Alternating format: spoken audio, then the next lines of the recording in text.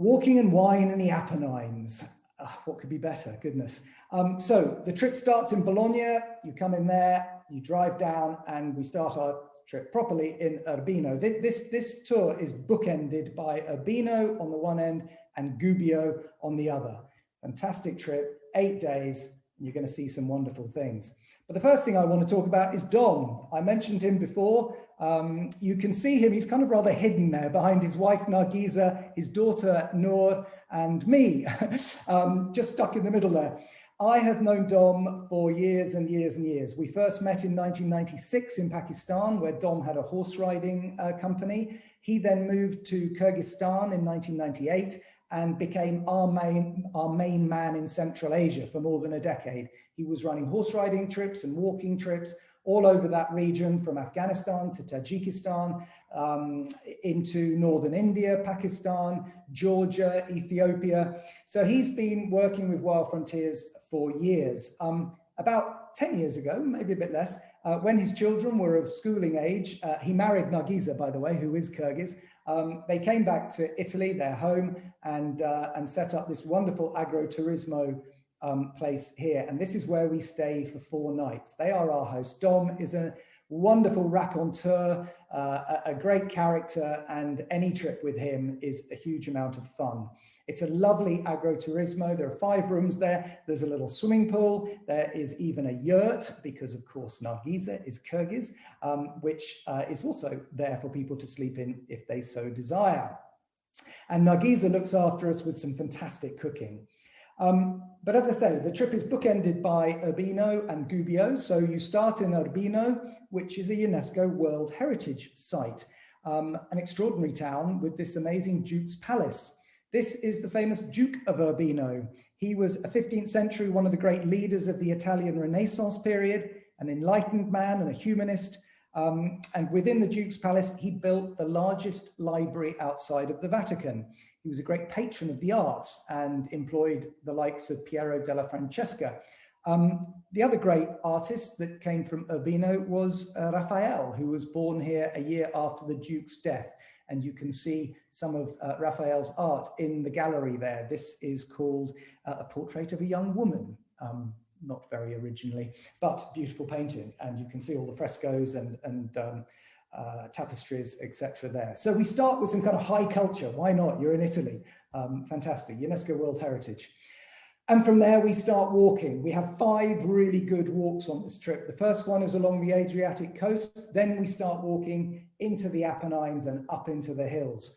The walks vary in length. Generally, they're about 10 kilometers, which is about 4 or 5 hours. One of them is 16 kilometers, which takes a bit longer. I'll talk about that in a minute. This first walk, we come down through the forests, over the hills, down into a place called Fossombrone. And Fossombrone, this is the old citadel that's kind of rather tumbled down now, but Fossombrone was a famous Roman town.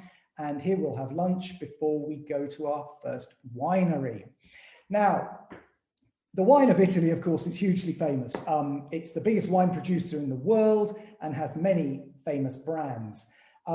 You probably haven't heard of Mancini. The wines of Le Marche are not as famous as, say, the wines, certainly of Piedmont, where you have the Barolo wine, but there is a similarity between the two. As you can see here, the vines in Le Marche, where we are here, go down into the Adriatic, just like the Piedmont vines on the northwest side of Italy, which means they get the sea mist that comes in and kind of clouds the vines in a salty mist. And this gives the wine ever such a slight salty flavor, which may not sound very nice, but believe me, for those of you that have tried a nice bottle of Barolo, you'll know what I'm talking about. It's delicious. The Mancini brand make 2 excellent wines. One is a Pinot Noir that you can see here, and the other is a Sangiovese. And we will go to a lovely winery where we'll learn about the production, sample the wines, and some olive oil, because they also make that. So that's the kind of special. The other thing to say about the wines of Italy is that there's a ruling in Italy that you can't, if you're an agroturismo restaurant or B&B or whatever, you can't sell wine from outside of your area. The wines have to be from La Marche, which is great because it means local producers can sell their wines to the local restaurants and stuff. So we will be drinking wines from La Marche on this trip. From there, we head off into the Furlow Gorge, which is known as Italy's Grand Canyon. It's a route through the Apennines that was first opened up by the Etruscans in 220 BC, widened by the Romans in the 1st century AD, on a route that was known as Via Flaminia, which was the road between Rome and the port of Rimini. In this gorge, there are 2 pairs of nesting golden eagles, which we can also see. We get to the top of the gorge where we get these fabulous views, and we sit on this rock here and have lunch. You might have noticed that in the video at the beginning. And then we have this fabulous walk all the way across the mountains. Now, if you look in the distance, the furthest mountain there with a little bit of cloud on top, that's called Montenerone. And that's where we're heading, because on the other side of that mountain is where Gubbio is. Not all in one day, I should add. But this is quite a long walk this day. It's 16 kilometers. Takes us, you know, with a nice lunch and a bit of a sleep on top of the mountain, about 6 or 7 hours. And we arrive into this lovely agroturismo place where it's actually where Dom keeps his horses. It's a lovely restaurant. It's a stable area. We'll do a bit more wine tasting there. You'll have earned it after your big walk. And we have a delicious dinner there. It's called Casa Magdalena. And then we go back to Dom's. And then the next day we carry on and we do another journey. And there are all these lovely, beautiful little Italian towns through this area, which again, very few people go to. Piobico, we come to an incredible castle called Castello Brancellioni, which we will go and visit, have a look around. It's from the Renaissance period. It's now a nice museum inside with some of the most exquisite frescoes on the ceiling you'll have ever seen. Again, we were the only people here. As we've done a big walk the day before, we do a smaller walk today. It's about 2 hours. We go up the river to this absolute little piece of heaven.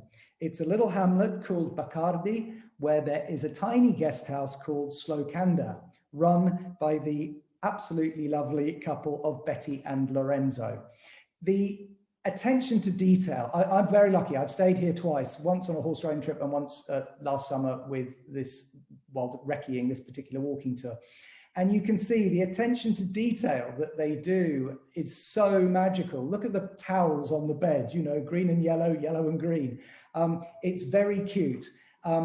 It does require, because there are only 3 rooms there, there's no single supplements. I think it's 4 rooms, is it? No single supplements, so we all kind of have bunks and that sort of thing. There is another little Airbnb in the same, in Baccardi, where we can take extra rooms if we need it. Lorenzo is a fantastic chef, and he cooks up the most stupendous 5-course Italian banquet for us, all washed down with more of the lovely local wine. And then in the morning, you can learn how to make pasta yourself. They make the pasta in the morning, so it sits for a while before they cook it in the evening. And we show our hand in making ravioli and tagliatelle, etc. So that's good fun. Before we head off on our last big walk over Montenerone, we don't actually go over the top. We kind of go around to the side. We get to about 1,250 meters before we head down into Gubbio.